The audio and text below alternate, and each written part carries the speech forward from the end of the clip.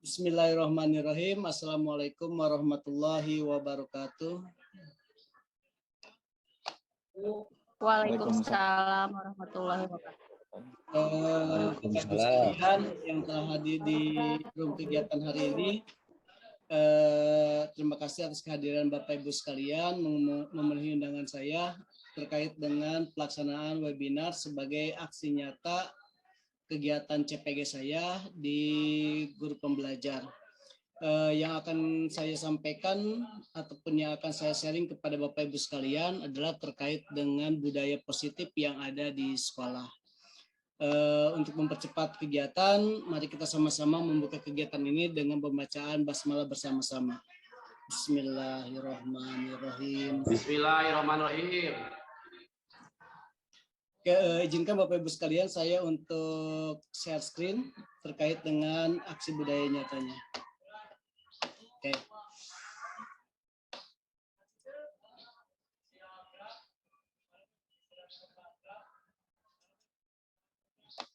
Oke.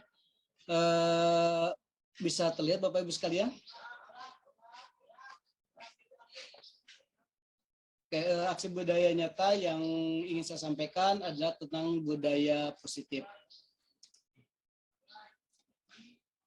Yang pertama adalah ada beberapa bagian yang akan kita bahas pada hari ini yang akan saya sampaikan. Yang pertama adalah perubahan paradigma belajar, disiplin positif, motivasi, kebutuhan dasar, posisi kontrol, keyakinan, dan segitiga restitusi. Ini materinya.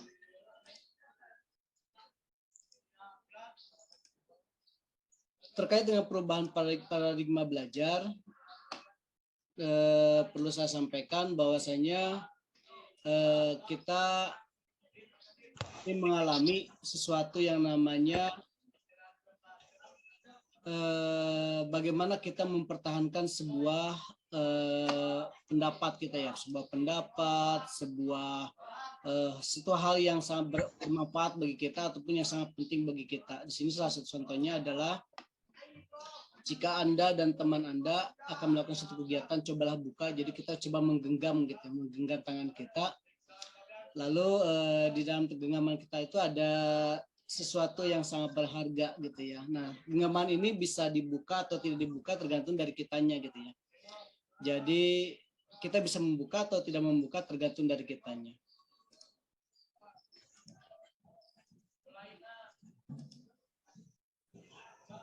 Nah, seperti tadi, apakah Anda membuka kepalan tangan Anda? Tentunya kita punya alasan kenapa kita membuka kepalan tangan kita gitu ya. Ataupun kalau kita menutup juga pasti punya alasan. Jadi sesungguhnya dalam kegiatan kita yang memegang kendali atau kontrol untuk membuka dan menutup adalah kepalan tangan kita sendiri, yaitu kita ini sendiri. Saya menyampaikan ada beberapa fungsi kontrol, jadi kita kuncinya adalah kepada kontrol sebenarnya, kontrol bagi diri kita. Yang pertama adalah ada 4 ilusi yang sering kita alami dalam kehidupan kita di kelas ataupun sekolah. Yang pertama, ilusi guru mengontrol murid. Jadi kita lebih cenderung biasa mempraktekkan bagaimana kita mengontrol seorang murid itu ya. Yang kedua, ilustrasi bahwa semua penguatan positif efektif dan bermanfaat. Jadi apa yang kita lontarkan, apa yang disampaikan, itu semuanya positif dan efektif. Serta pasti bermanfaat itu buat siswanya. Itu masih ilusi. Yang ketiganya adalah bahwa kritik dan membuat orang merasa bersalah dapat menguatkan karakter. Jadi kalau kadang-kadang kita misalkan, kamu mah kumaha seperti itu. Nah, itu termasuk pada kritik atau membuat orang merasa bersalah. Dan pasti setelah diomongin seperti itu mudah-mudahan karakternya bagus gitu ya. Itu yang sering muncul dalam kehidupan kita sehari-hari. Yang terakhir adalah ilustrasi bahwa orang dewasa memiliki hak untuk memaksa. Jadi kita sebagai orang dewasa, anak-anak sebagai objek. Nah, kadang-kadang kita sering menyampaikan berkaitan dengan memaksakan sesuatu tersebut untuk bisa dilakukan oleh siswa. Ada beberapa hal tentang stimulus, respon, dan kontrol, di mana di sini ada perbedaan antara stimulus, respon, dan teori kontrol.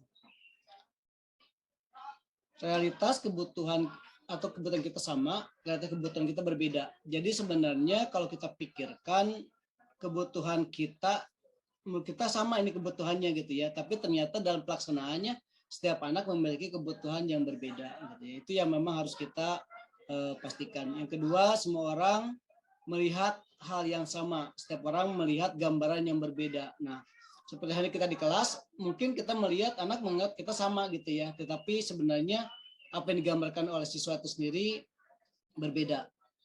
Kita mencoba mengubah orang agar berpandangan sama dengan kita. Kadang-kadang kita suka memaksakan seperti itu. Kita berusaha untuk memahami pandangan orang lain tentang dunia, gitu ya. Jadi seperti kita sama-sama, gitu ya. Kita punya dunia masing-masing, nggak bisa dipaksakan. Kita harus apa seperti itu nggak bisa. Soalnya setiap orang pasti berbeda. Perilaku buruk dilihat suatu kesalahan, sedangkan semua perilaku memiliki tujuan. Jadi kadang-kadang kalau kita melihat dalam kehidupan sehari-hari, anak ada yang misalkan pas waktu belajar itu tidur gitu ya. Anak waktu disuruh mengerjakan tugas, ada yang tidak mengerjakan tugas. Itu pasti sebenarnya memiliki tujuan, cuma kita belum bisa mengeksplor. Yang selanjutnya adalah orang bisa mengontrol saya. Nah ini kadang-kadang yang sering kita lihat, padahal sebenarnya hanya Anda yang bisa mengontrol diri Anda gitu ya. Jadi yang bisa mengontrol adalah kita sendiri sebenarnya. Saya bisa mengontrol orang lain, Anda tidak bisa mengontrol orang lain. Begitu juga dengan kita.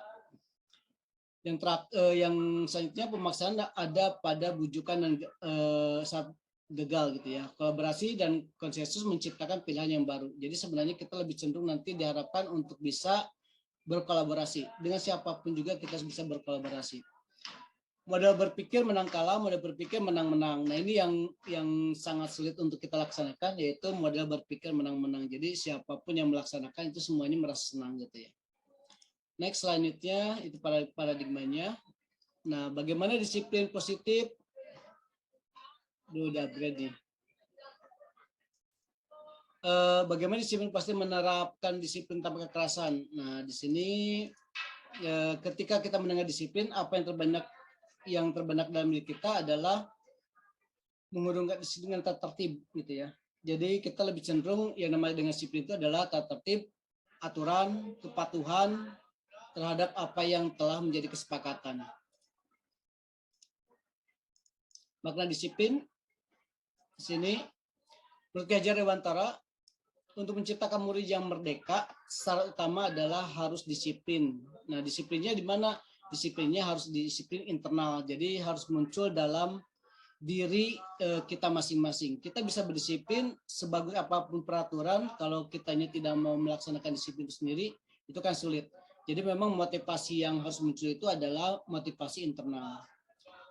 Tujuannya dari disiplin positif adalah menanamkan motivasi kepada murid kita, yaitu menjadi orang yang mereka inginkan dan menghargai diri sendiri dengan nilai yang mereka percaya. Kebijakan universalnya adalah disiplin sebagai bentuk kontrol diri, yaitu belajar untuk kontrol diri agar dapat mencapai tujuan yang mulia. Tujuan mulia ini mengacu pada nilai-nilai atau prinsip-prinsip yang dianut oleh seseorang. Jadi intinya adalah ada hal-hal kebajikan yang ada dalam diri manusia, seperti kebebasan, ada kemauan untuk melakukan sesuatu gitu ya, itu maksud dengan disiplin dalam bentuk kontrol diri. Jadi kita mau melaksanakan tidak melaksanakan itu posisinya ada pada diri kontrol kita masing-masing. Selanjutnya nilai-nilai kebajikan universal di profil pelajar Pancasila ini sudah kita pahami bersama. Ada beriman, mandiri, bernilai kritis, berdikari global, bergotong royong, dan kreatif. Itu nilai kebajikan ini sudah kita sering ucapan dan sering kita terapkan dalam pembelajaran kita.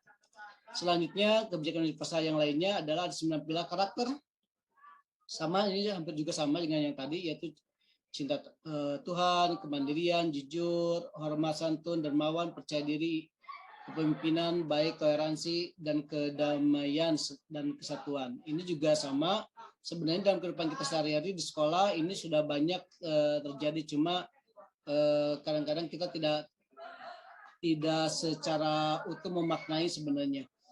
apa yang ada di sini semuanya udah terlaksana, cuma masih belum utuh kita melihatnya sehingga seolah-olah itu tidak ada gitu. Selanjutnya kalau kita berbicara masalah motivasi, di sini ada pertanyaan, pernahkah Anda melakukan sesuatu untuk mendapatkan senyuman dari orang lain? Nah ini kadang-kadang ada yang kita suka lakukan itu untuk mengharapkan sesuatu gitu. Itu maksud dengan motivasi. Untuk apa? Untuk mendapatkan hadiah atau mendapatkan uang, apalagi kira-kira alasan untuk melakukan sesuatu. Nah itu, jadi setiap sesuatu itu pasti akan memiliki alasan masing-masing. Diana Gosen di sini menyampaikan ada 3 motivasi perilaku manusia. Yang pertama adalah untuk menghindari ketidaknyamanan atau hukuman. Jadi kadang-kadang kita motivasi, kalau kita melakukan sesuatu itu karena menghindari ketidaknyamanan atau hukuman. Yang kedua adalah mendapatkan imbalan atau penghargaan dari orang lain. Yang ketiga adalah menjadi orang yang mereka inginkan dan menghargai diri sendiri dengan nilai yang mereka percaya. Itu menurut Gosen terkait dengan 3 motivasi perilaku manusia. Lalu, nah ini nih yang sangat menarik. Seberapa efektif hukuman dan penghargaan untuk mendidik anak? Nah ini, pernahkah Anda melakukan sesuatu mendapatkan? Nah ini yang tadi ya. Ini yang sangat krusial sekali. Baik penghargaan ataupun hukuman adalah cara mengontrol perilaku seorang yang menghancurkan potensi untuk pembelajaran yang sesungguhnya. Nah ini sebenarnya yang harus kita coba telah kembali. Untuk beberapa momen mungkin penghargaan itu bisa sedikit membantu, tapi hampir kebanyakan penghargaan ataupun hukuman adalah cara mengontrol perilaku seorang yang bisa menghancurkan potensi gitu ya. Jadi orang bisa berlaku itu karena dia takut ataupun karena dia ingin mendapatkan sesuatu. Tapi ketika dia tidak mendapatkan sesuatu gitu ya, pasti akan tidak berjalan yang dimaksud dengan kontrol itu sendiri ya. Next selanjutnya. Pengaruh jangka pendek dan jangka panjangnya. Yang pertama, penghargaan efektif jika kita menginginkan seorang melakukan sesuatu yang kita inginkan dalam jangka waktu pendek. Contoh misalkan kalau kita punya anak disuruh belanja gitu ya, disuruh beli sesuatu, nanti kamu akan dikasih uang misalkan seperti itu. Itu di jangka pendek itu masih efektif gitu ya. Artinya melatih anak untuk mau melakukan sesuatu. Jika kita menggunakan penghargaan lagi dan lagi, maka orang tersebut akan tergantung pada penghargaan yang diberikan serta kehilangan motivasi dari dalam. Jadi kalau kita membiasakan anak misalkan disuruh itu dengan diberi sesuatu, maka kalau diulang terus, maka akan menjadi suatu kebiasaan. Artinya dia mau disuruh kalau ada dapat sesuatu gitu ya. Nah itu yang memang jangka menengahnya akan jadi permasalahan. Jika kita mendapatkan penghargaan untuk melakukan sesuatu yang baik, maka selain kita senantiasa berharap mendapatkan penghargaan tersebut, kita juga akan tidak menyadari tindak baik yang kita lakukan. Nah itu, jadi anak tidak akan paham ketika dia disuruh sesuatu itu maksudnya apa gitu ya. Nah jadi dia tidak akan menyadari sebab yang dia dapatkan hanya sebatas penghargaannya saja, jadi dia akan dapatkan sesuatu. Penghargaan tidak efektif. Suatu penghargaan adalah suatu benda atau peristiwa yang diinginkan yang dibuat dengan prasyarat. Nah, jadi kita bisa memberikan sesuatu itu ya sebagai prasyarat. Kamu akan dapat nilai besar jika kamu mengerjakan ini. Kamu bisa dapat nilai bagus jika kamu mengerjakan ini. Nah, itu yang maksud dengan penghargaan adalah suatu benda atau peristiwa yang diinginkan yang dibuat dengan prasyarat. Penghargaan merusak hubungan. Nah, ini ketika seorang diberi penghargaan atau pujian di depan orang banyak, maka yang lain akan merasa iri dan sebagian dari mereka akan tidak menyukai orang yang diberi penghargaan tersebut. Nah, kadang-kadang secara tidak sadar di dalam lingkungan kita, di kelas kita gitu ya, kita suka memuji ke satu atau dua orang saja, yang lainnya mungkin belum bisa menerima. Dan selanjutnya adalah penghargaan mengurangi ketepatan, menurunkan kualitas, kreativitas, dan penghargaan menghukum. Memberikan penghargaan dan hukuman adalah hal yang sama karena keduanya mencoba mengendalikan perilaku seseorang. Jadi intinya kesana Bapak Ibu sekalian, jadi apapun penghargaan dan hukumannya adalah proses kita untuk mengendalikan seseorang.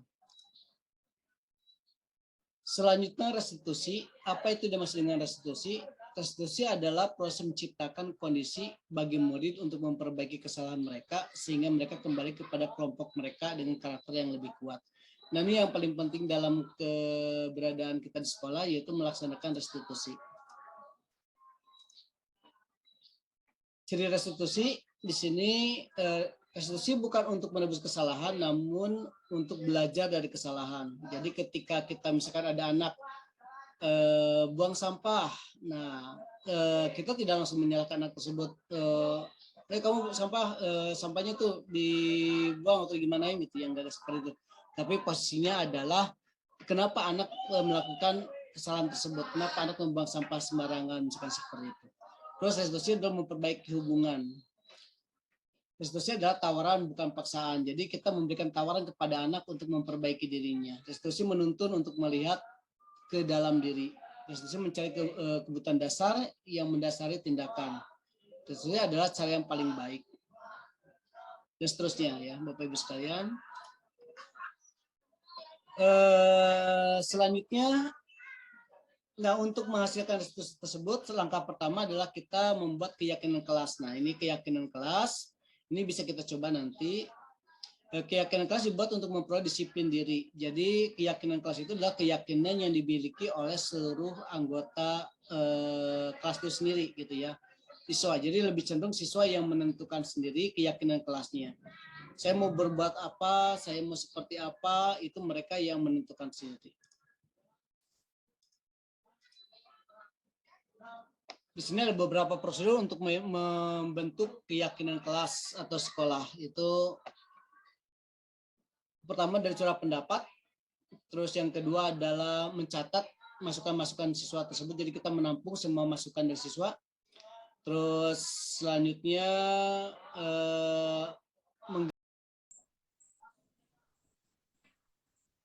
kita lewat saja. Ini satu contoh kegiatan dalam melaksanakan kesepakatan kelas yang saya lakukan kemarin bersama siswa-siswanya ya, siswa 8H.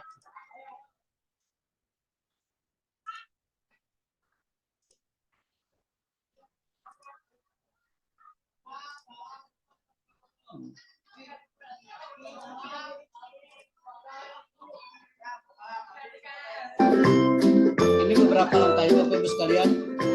Jadi cara ini menjadi lebih efektif dan teman-temanmu. Ceritakan kelas impianmu. Ini beberapa Bagaimana contoh kondisi kegiatannya. kelas, teman-temanmu, dan guru impianmu. Bertanyalah harapan tentang kelas. Apa yang murid harapkan tentang kondisi kelas, tentang gurunya, dan teman-teman di kelas.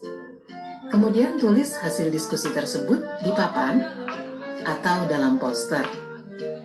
Hal ini memberi kesempatan murid dilibatkan dalam mengatur kelas.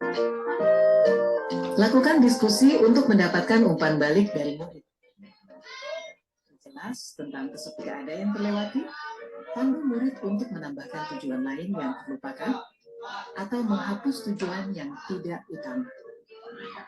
Buatlah poster atau tabel yang menampilkan kesepakatan kelas yang disetujui di akhir. Kesepakatan kelas dibuat dapat berupa panduan tingkah laku, berupa kata yang positif. Misalnya, jangan berlari, berubah menjadi berjalan dengan hati-hati. Hindari kata jangan dan dilarang. Pada poin pertama, murid sepakat saling mendengarkan antara guru dan murid. Guru bisa menuliskan berupa gambaran tingkah laku yang diharapkan dari kesepakatan. Misalnya, kami, guru dan murid yang saling menyayangi. Buatlah penekanan pada sifat positif dalam kesepakatan kelas tersebut. Untuk menciptakan rasa memiliki, beri waktu bagi semua murid untuk menandatangani atau memberi nama posisi terakhir dari pembuatan kesepakatan di bagian kelas yang terlihat oleh semua murid dan guru. Oke, itu contohnya.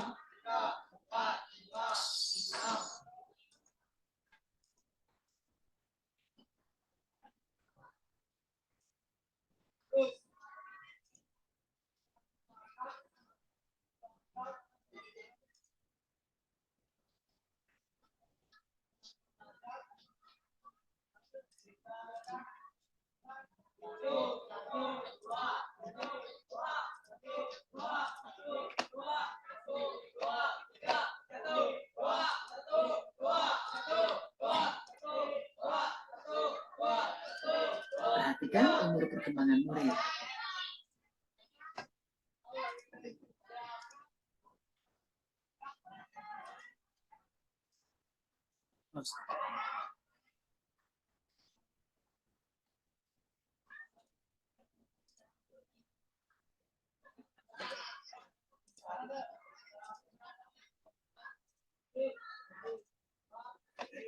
Oke, Bapak Ibu kita lanjutkan sedikit lagi. Untuk terkait dengan aksi nyata, di sini salah satunya dari kemarin saya bersama kelas 8H udah mencoba membuat sebuah kegiatan yang maksud dengan aksi nyata kesepakatan kelas. Di sini saya lakukan kenapa untuk mempersiapkan nanti di semester 2 terkait dengan apa yang akan dilaksanakan pada pelajaran prakarya ataupun di kelas 8H sendiri. Selanjutnya tentang kebutuhan dasar manusia. Kebutuhan dasar manusia itu ada 5 dasar kebutuhan manusia. Dasar manusia yaitu kebutuhan bertahan hidup, kasih sayang, kebebasan, kesenangan, dan penguasaan. Itu kebutuhan dasar manusia. Setiap guru memiliki keyakinan terhadap pendekatan-pendekatan tersebut. Sini nanti ada videonya. William Glasser berkesimpulan ada 5 kontrol yang diterapkan seorang guru, orang tua, ataupun atasan melakukan kontrol. Kelima kontrol tersebut adalah penghukum, pembuat rasa bersalah, teman, pemantau, dan manajer. Di sini seorang penghukum, contoh kalimatnya adalah patuhi aturan saya atau awas. Nah, kamu selalu saja salah, selalu pasti yang terakhir selesai. Nah, seperti itu termasuk dengan penghukum. Pembuat merasa bersalah, ada muncul kalimat-kalimat, ibu sangat kecewa sekali dengan kamu, berapa kali bapak harus beritahu kamu ya, nah seperti itu. Teman, semuncul dalam kalimat-kalimat, contoh misalkan, ayo ingat, tidak bantu bapak selama ini, ayo bantulah demi bapak dan seterusnya. Atau ya sudahlah, tidak apa-apa nanti ibu bantu bereskan. Itu sebagai teman. Sebagai pemantau, kita lebih cenderung kalimat-kalimatnya peraturannya apa sih gitu ya, apa yang telah kamu lakukan, sanksi atau konsekuensinya apa. Dan yang terakhir adalah manajer. Di sini apa yang kita contoh kalimatnya, misalkan apa kamu meyakininya, misalkan jika kamu meyakininya, apakah kamu bersedia memperbaikinya. Nah, itu dimaksud dengan manajer. Di sini tentang guru berbuat, guru berkata, dan sebagainya. Di sini ada beberapa contohnya. Tapi yang paling penting adalah kepada ini, ke segitiga restitusi. Di mana di sini tahapan-tahapan segitiga restitusi sendiri adalah kita harus pertama adalah menstabilkan identitasnya dulu. Jadi kalau anak berbuat sesuatu, berbuat salah, kita harus menstabilkan identitasnya. Terus setelah itu validasi tindakan yang salah. Yang terakhir adalah menanyakan keyakinan.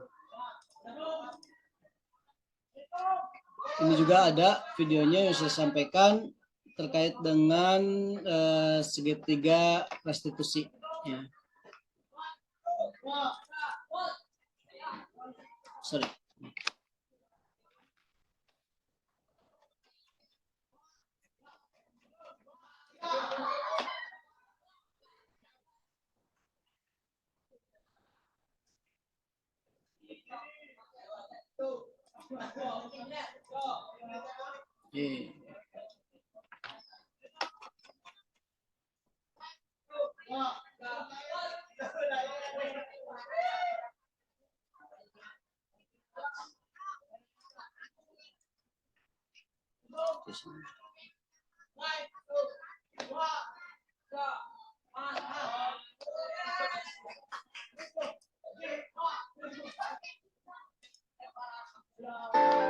Ini kemarin saya coba, ya mudah-mudahan agak sedikit bisa dipahami lah ya terkait dengan segitiga restitusinya.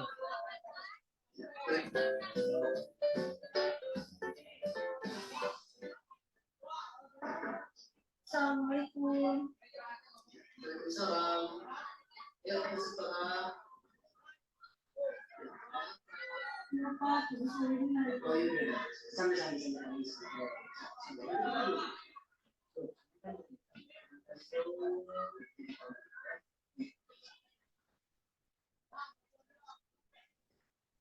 apa sebenarnya Pak?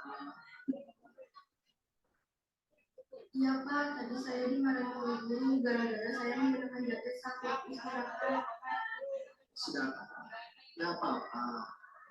Setiap orang itu pernah melakukan kesalahan. Jadi kamu jangan merasa sakit hati ataupun merasa ya, setiap orang pasti punya kesalahan, pernah lupa, kesalahan seperti itu. Begitu pun juga dengan kamu. Jika kamu memakai jaket tadi, tentunya ada alasan kenapa kamu memakai jaket tadi. Pak, tapi saya mau tadi dimarahin sama teman.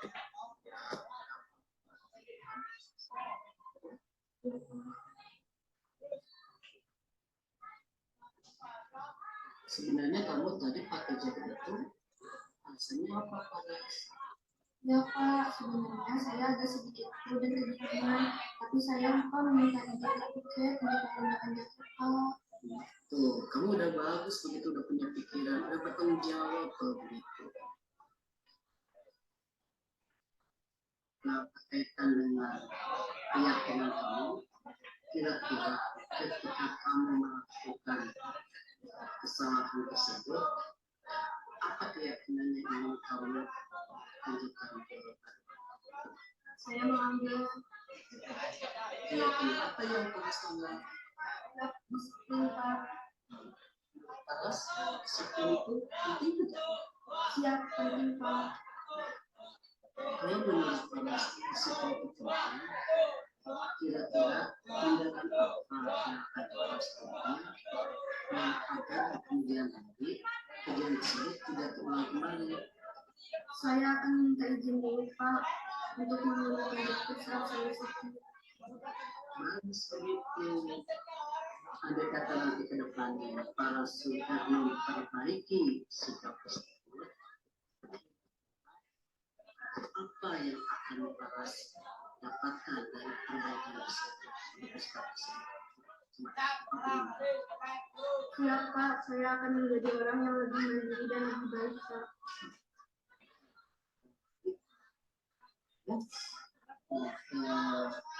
Mudah-mudahan apa yang saya sampaikan itu bisa dilaksanakan. Nah, berhubung sekarang PR-nya sudah terdengar, waktu pelajaran akan dimulai kembali setelah istirahat ini. Sekarang silakan Paras untuk kembali ke kelas ya. Jangan lupa kalau mau pakai izin tutup ya. Siap Pak, terima kasih.